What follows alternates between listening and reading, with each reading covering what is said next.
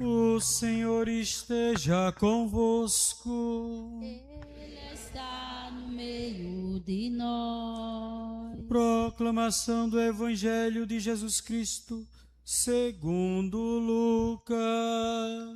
Glória a vós, Senhor.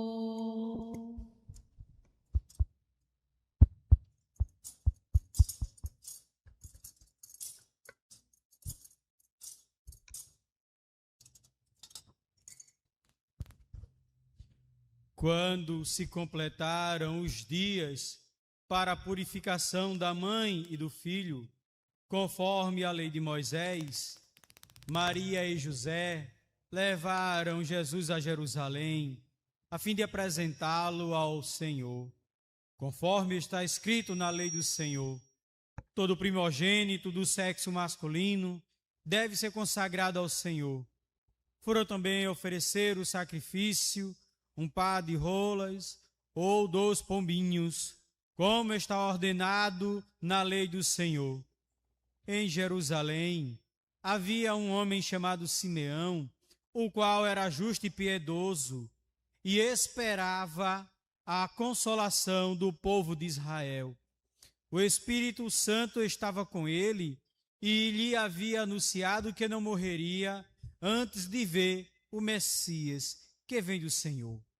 Movido pelo Espírito, Simeão veio ao templo, quando os pais trouxeram o menino Jesus. Para cumprir o que a lei ordenava, Simeão tomou o menino nos braços e bendisse a Deus. Agora, Senhor, conforme a tua promessa, podes deixar teu servo partir em paz, porque meus olhos viram a tua salvação, que preparastes diante de todos os povos, luz para iluminar as nações e glória do teu povo Israel. O pai e a mãe de Jesus estavam admirados com o que diziam a respeito dele. Simeão os abençoou e disse a Maria, a mãe de Jesus: este menino vai ser causa de tanto de queda como de reerguimento para muitos em Israel. Ele será um sinal de contradição. Assim serão revelados os pensamentos de muitos corações. Quanto a ti, uma espada te transpassará a alma. Havia também uma profetisa chamada Ana, filha de Fanuel, da tribo de Asser. Era da idade muito avançada, quando jovem tinha sido casada e vivera 7 anos com o marido. Depois ficara viúva e agora já estava com 84 anos. Não saía do templo dia e noite servindo a Deus com jejuns e orações. Ana chegou nesse momento e pôs-se a louvar a Deus e a falar com o menino a todos os que esperavam a libertação de Jerusalém. Depois de cumprirem tudo conforme a lei do Senhor, voltaram a Galiléia, para Nazaré, sua cidade. O menino crescia e se tornava forte, cheio de sabedoria, e a graça de Deus estava com ele. Palavra da salvação. Glória a vós, Senhor.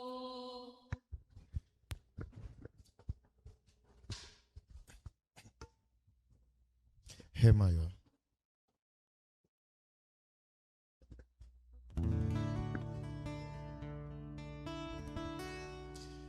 Maria de Nazaré,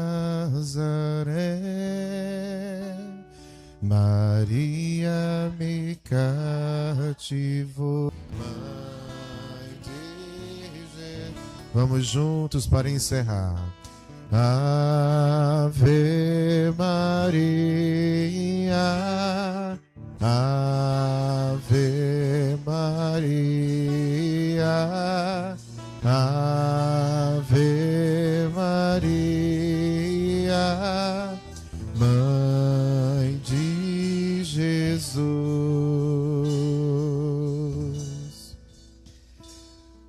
Pode gastar seu dedinho aí, viu, menino do violão, que eu deixo. Pode fazer um solinho agradável, Padre, deixa. Querido irmão e amigo, Padre Jurandir, deu uma volta. Caríssimos irmãos e irmãs aqui presentes, caríssimos irmãos e irmãs que rezam conosco, nos acompanhando por meio dessa transmissão. Eu sei que essa comunidade é uma comunidade de fé. É ou não é?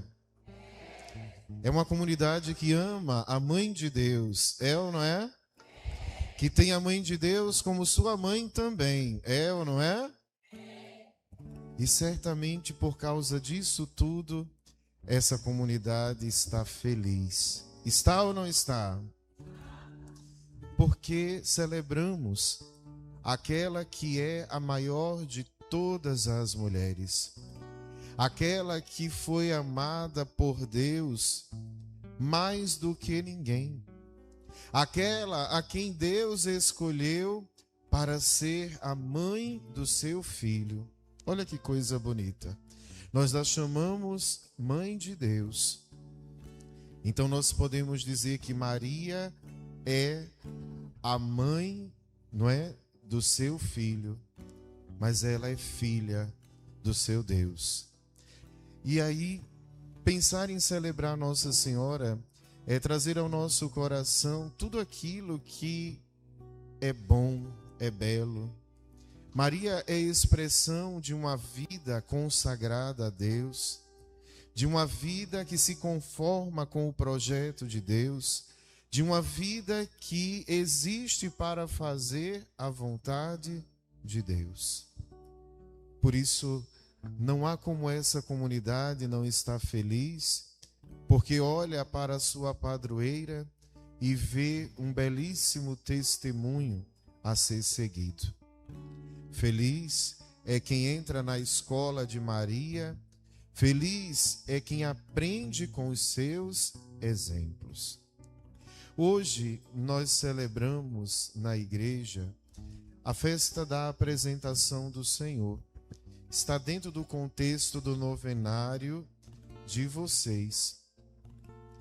Em muitos lugares hoje celebram também a festa de sua padroeira, não é? Ora com o nome de Nossa Senhora da Luz, ora com o nome de Nossa Senhora das Candeias, ora com o nome de Nossa Senhora da Candelária. É a mesma Nossa Senhora. É a mesma devoção, falada de forma diferente.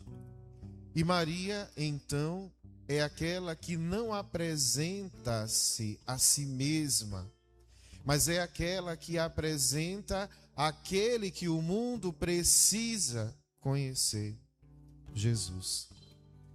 É bonito pensar que Nossa Senhora, ela recebeu dos seus pais um nome de honra, Maria, Miriam, que quer dizer digna de ser honrada, aquela que fulgura, aquela que brilha, chama a atenção, não é?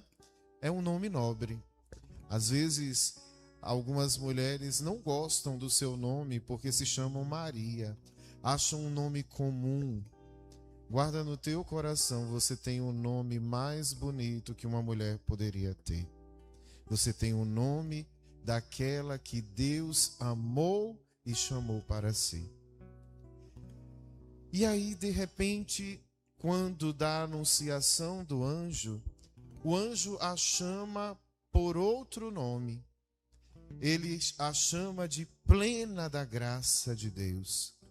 Ele a chama de aquela que Deus está com ela. Ele diz: Ave plena da graça, o Senhor está contigo. E isso é honroso.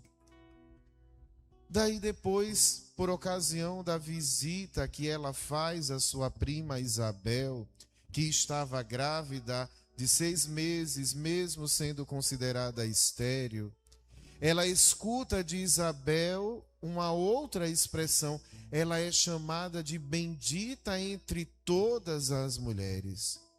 A palavra bendito vem de bento, abençoado. Então Maria é a mulher mais abençoada da face da terra. E Isabel vai dizer: tu és feliz, porque aquilo que Deus te prometeu vai se cumprir na tua vida. E vai se cumprir porque você acreditou no que prometeu teu Deus. Então veja, olha só o que dizem de Nossa Senhora. Seu nome dado pelos pais, aquela que é digna de honra, aquela que brilha. Por isso ela também é representada por uma estrela, não é? O anjo diz que ela está plena da graça de Deus, que Deus está com ela. A sua prima diz que ela é a mulher mais abençoada e feliz do mundo.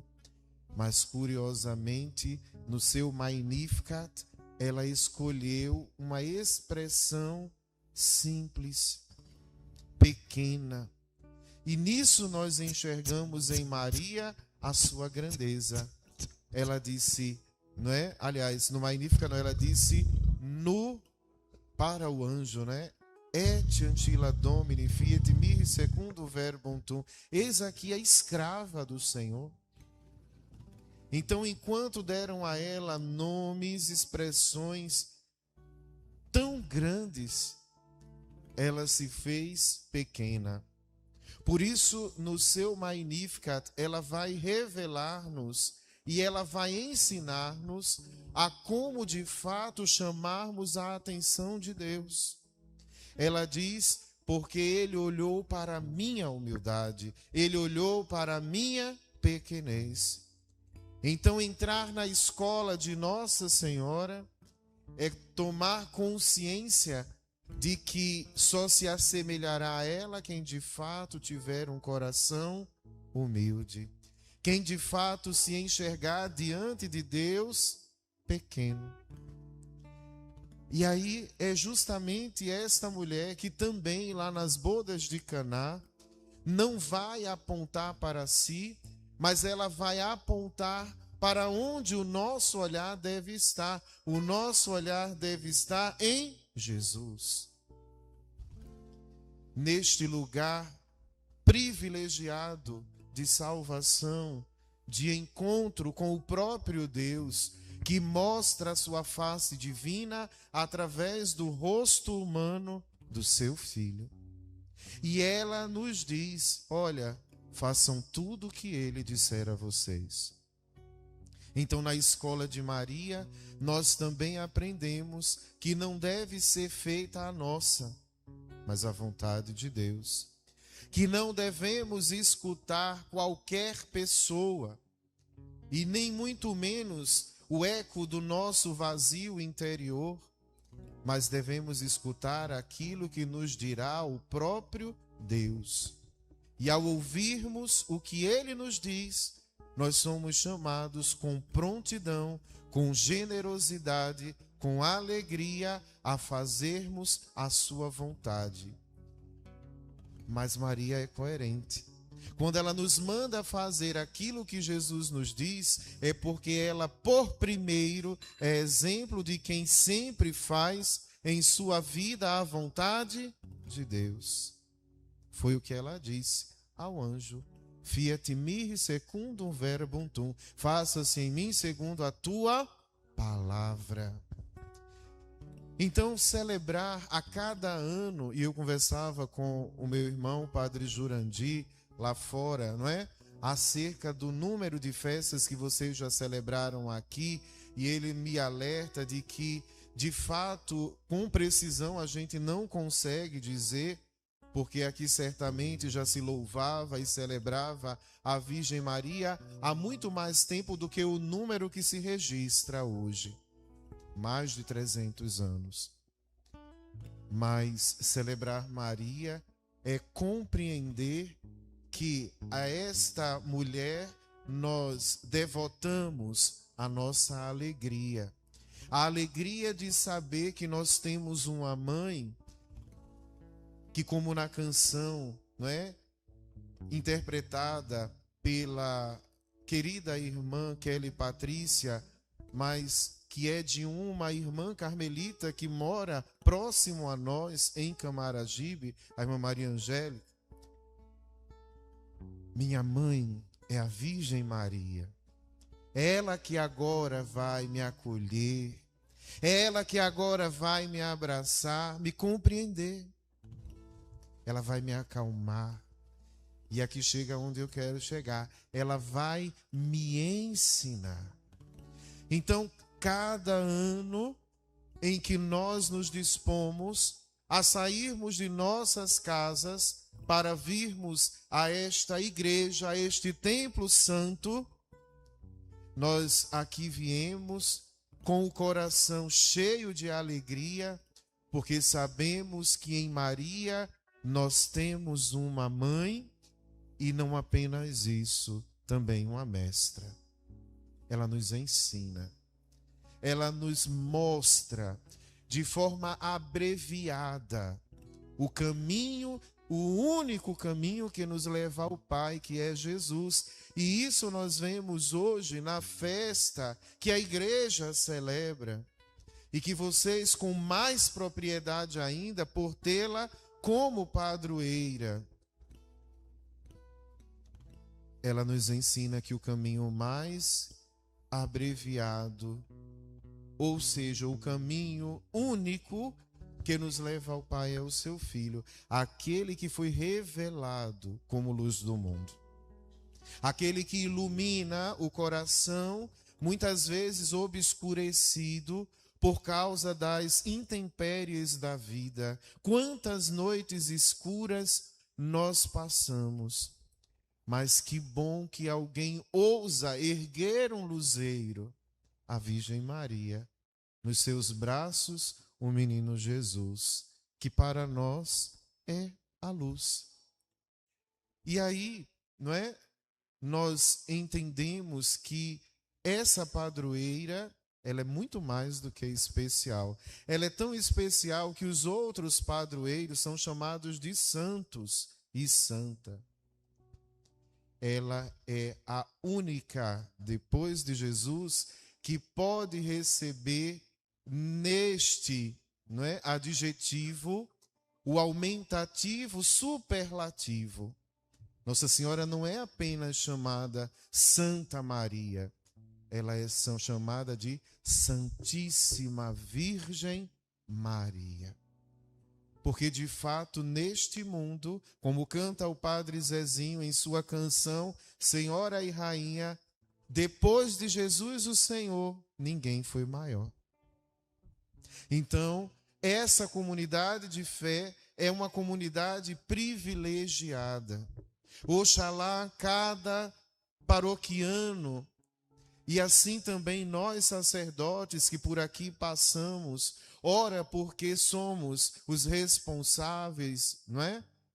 Somos os pastores dessa comunidade, ora porque visitamos nossos irmãos e com ele rezamos, celebramos. Tomemos a consciência, não é?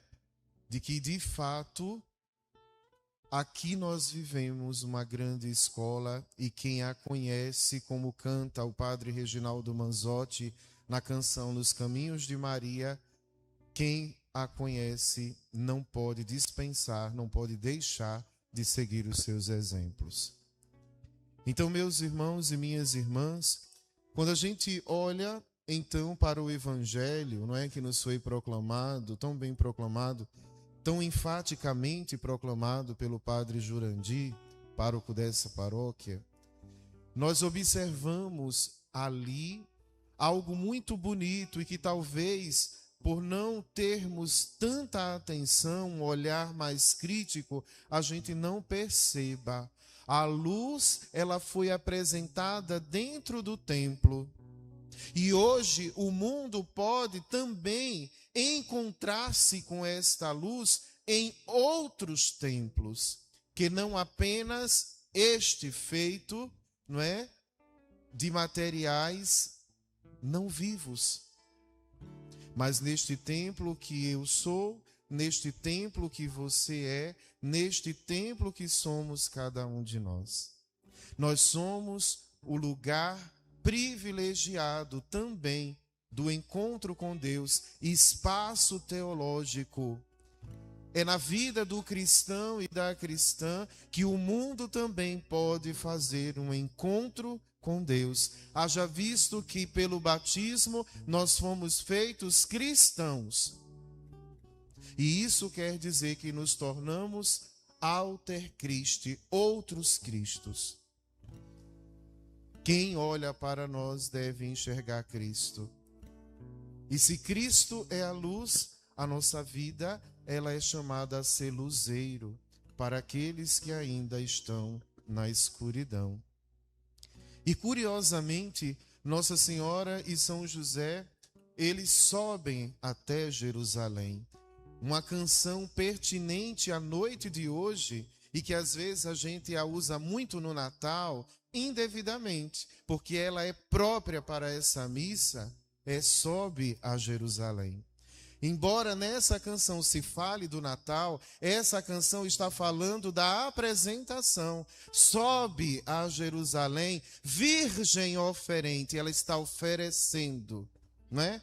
Mais do que aquele par de rolas e 2 pombinhas, ela está oferecendo o seu filho ao mundo. Ela partilha conosco da grande luz que veio do céu. Vai e apresenta ao Pai teu menino luz que chegou no Natal. O Natal já passou, ela está apresentando Jesus. Essa canção, ela é pertinente a esta noite. Ela é própria para hoje. Ela traduz o mistério de hoje. Mas esse hoje, nessa paróquia, ele não é cronológico. Não é apenas do hoje, 2 de fevereiro de cada ano. Como aqui vocês têm como padroeira Nossa Senhora da Luz, essa canção tem que ecoar dentro do coração de vocês todos os dias do ano. Porque ela diz para vocês algo muito importante. Assim como Nossa Senhora foi capaz de oferecer, sejam também vocês generosos e ofereçam a essa comunidade, a este lugar, Matriz da Luz, a oportunidade de, com a luz de Deus, que é Jesus, se encontrar. Não se conformem em apenas vir à igreja. Sejam homens e mulheres corajosos e ousados a evangelizar e a convidar e a trazer outras tantas pessoas para que aqui elas possam fazer a mesma experiência que vocês fazem todas as vezes que nesta igreja vocês entram. E aí eu digo para vocês que uma das coisas curiosas e bonitas, não é? É que tudo que circunda a vida de Maria e tudo que circunda a vida de Jesus expressa humildade. Quando diz que o pai e a mãe de Jesus levaram junto com o menino, né, a oferta, um par de rolas e 2 pombinhas, a gente talvez por não conhecer o contexto de Israel, não entenda o que isso significa. Essas aves era a oferta que apenas os pobres ofereciam. Então veja, não é? Maria e José vivem na simplicidade, mas não são egoístas. Como aquela viúva que diante do cofre colocou não o que lhe sobrava, mas apenas o que ela tinha, 2 moedas, Maria também e José oferecem mais, não é, do que o que lhes sobra, o que eles têm, o que eles podem. E aqui eu chamo a atenção para a nossa igreja. Às vezes nós somos egoístas, às vezes nós somos mesquinhos, às vezes nós somos materialistas, às vezes nós somos avarentos. Quem é que mantém o templo? A igreja.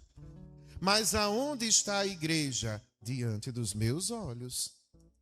Então vocês são chamados, como a padroeira de vocês e também como São José, a contribuir para a manutenção deste templo. Não importa a quantidade, mas a generosidade do teu coração e o amor com que vocês fazem isso. eles não levaram coisas grandes, porque os pássaros era a oferta dos pobres, mas eles levaram. Então, assim, a gente precisa entender que nesse mistério também está um coração que partilha, um coração que reconhece a necessidade de manter isto aqui, porque aqui nós nos encontramos com Deus.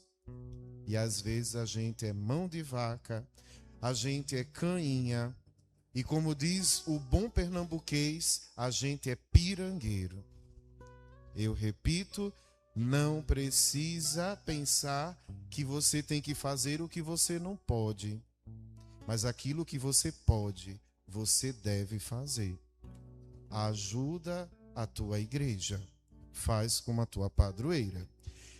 E aí, ali no templo vão estar duas figurinhas, né? São dois idosos. Se a gente parar para pensar na nossa sociedade hoje, como é diferente a compreensão da pessoa idosa. Na época de Jesus e até mesmo antes dele, o idoso era uma pessoa importante, porque via-se no idoso a sabedoria de Israel. Olha só, hoje, muitas vezes nossos idosos estão abandonados, largados sozinhos nas suas casas, correndo o risco de um mal súbito e não ter quem socorra. E está ali preso, morrer e só ser encontrado depois que começar a feder. Hoje nossos idosos estão em asilos, jogados, abandonados. Aonde estão os seus filhos? Aqueles por quem muitas vezes tais idosos não dormiram, trabalharam incansavelmente, fizeram de tudo pelos filhos, mas hoje os filhos os têm como um estorvo. É um incômodo, dá trabalho. Mas a gente que é novo esquece que um dia idosos também nós seremos. E existe uma coisa chamada lei do retorno. Aquilo que eu dou, eu acabo recebendo. Eu lanço, mas aquilo volta. Não é? Então eu quero fazer um grande apelo, né? Dentro da celebração de hoje, a palavra de Deus dá destaque para dois idosos. Cuidemos melhor dos nossos idosos. Busquemos que os nossos governantes também os respeitem. São benefícios cortados, sem explicação, absurdamente. Muitas vezes, nós não temos em nossas cidades, em nossos bairros, uma estrutura que ajude que eles se locomovam com a sua bengala, com a sua muleta e às vezes até com a sua cadeira de roda. Se fala tão bonito em acessibilidade, se fala tão bonito, não é, em fazer as coisas pelo povo, mas muitas vezes é apenas palavra jogada ao vento, não é? Então, a liturgia de hoje nos apresenta com honra dois idosos, um que expressa a alegria de Israel, que esperou tanto, mas Deus deu a graça de ver a salvação, Simeão. E Simeão diz assim: esse menino vai ser um sinal de contradição. Em Jesus, nós também somos contradição. Ainda ontem, na liturgia da palavra, as bem-aventuranças. Para o mundo isso é loucura, mas para Deus isso é grandioso. E aí eu digo para você, assim como Jesus, ele contrariou a estrutura social, política, econômica, religiosa da sua época, nós também somos chamados a ser um sinal de contradição, a termos a coragem de nadar contra a correnteza, porque se a gente se faz igual ao que está lá fora, não tem sentido a gente estar aqui dentro, né? Como cristãos, nós somos diferentes, chamados a fazer a diferença. O problema é que tem muito cristão agindo como pagão por aí afora. Se esquece quem é. Nós somos de Cristo e Cristo é de Deus. Então, logo, nós somos de Deus. Precisamos pensar como Deus e não como os homens. Precisamos agir como Deus e não como os homens. Precisamos falar como Deus e não como os homens. E aí, de repente, depois que Simeão louva e bendiz a Deus por ter visto a salvação, diz assim: Senhor, agora eu posso ir, porque tudo o que eu queria eu vi a salvação. Aí entra em cena agora mais uma pessoa idosa. E a provocação de Lucas só aumenta, porque falar de um homem idoso já era, algo curioso. Presta atenção, ele é sábio. Mas agora entra em cena uma mulher. A mulher naquela época não tinha valor. A mulher naquela época nem contada como gente era. Por que vocês acham que em muitos evangelhos diz assim: havia ali uma grande multidão, cerca de 4.000, 5.000 homens. Aí qual é a frase que vem depois? Sem contar mulheres e crianças. Porque o valor estava no marido, ela valia pelo marido. Se o marido morresse, ela era estofo, porque ela era viúva. Por isso os apóstolos vão escolher diáconos para cuidar delas, porque a sociedade não queria. Deixa morrer. E ali está então Ana, uma profetisa, alguém que fala em nome de Deus e age em nome de Deus. Mas aí Lucas brinca com a gente com matemática. Vamos brincar de matemática? Lucas diz assim, que Ana, ela era da tribo de Azé, uma das 12 tribos. E disse que ela foi casada há quantos anos? 7. E aí ele disse que ela estava com quantos anos? 84. Vamos brincar de matemática? Bora lá. Uma tribo, 7 anos casada, ela tem... Não, é uma das 12 tribos e foi 7 anos casada. Ela tem 84 anos. 1 vezes 7... 1 vezes 7... 7 vezes 12... 84. Olha, que esses números não estão colocados nesse evangelho à toa. Lucas está nos dizendo que aquela tribo pequena gerou uma mulher que viveu plenamente o seu matrimônio, foi fiel ao seu marido, mas ela ficou viúva. Quando ela viuvou, ela não foi procurar outros homens, ela foi servir a Deus dia e noite no templo. Por isso, mesmo na sua velhice, Deus deu a graça dela ver a salvação. Ana estava pronta para isso, porque ela foi fiel. Não apenas ao seu marido, Ana foi fiel ao seu Deus. E Deus quis que ela lhe visse. Com Ana a gente também aprende que quando somos fiéis, Deus se mostra. Quando somos fiéis, nós nos tornamos capazes de enxergar a Deus. E é isso que eu desejo para a comunidade Matriz da Luz. Que vocês, ao sair desta festa, saiam ainda mais homens e mulheres fiéis. Para que Deus possa mostrar para vocês mais do que Ele já se mostra na palavra, na Eucaristia, no sacerdote de vocês, neste altar e até mesmo nos irmãos e irmãs que estão do lado de vocês. Nós encontramos em tudo isso a presença de Jesus. Por isso, diante do sacerdote, a gente se inclina. Diante do altar, a gente se inclina. Diante da Eucaristia, a gente se inclina. Diante da palavra, a gente se inclina. Diante dos irmãos, a gente se inclina. Por isso, diante de tudo isso, a gente incensa. O incenso é oferecido somente a Deus. Então, isso diz que em cada espaço desse há a presença de Deus. Há a presença de Jesus em mim, mas eu também enxergo Jesus em você. Entendeu? Então eu desejo do fundo do meu coração que vocês possam se tornar fiéis de verdade. Sempre, não apenas quando for conveniente. Fiéis na alegria, fiéis na tristeza, fiéis na saúde, fiéis na doença, fiéis desde o começo até o fim da vida de vocês.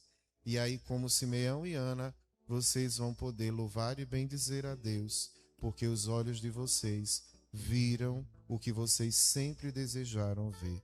O nosso Deus, aquele que ilumina a nossa vida e dissipa toda e qualquer escuridão.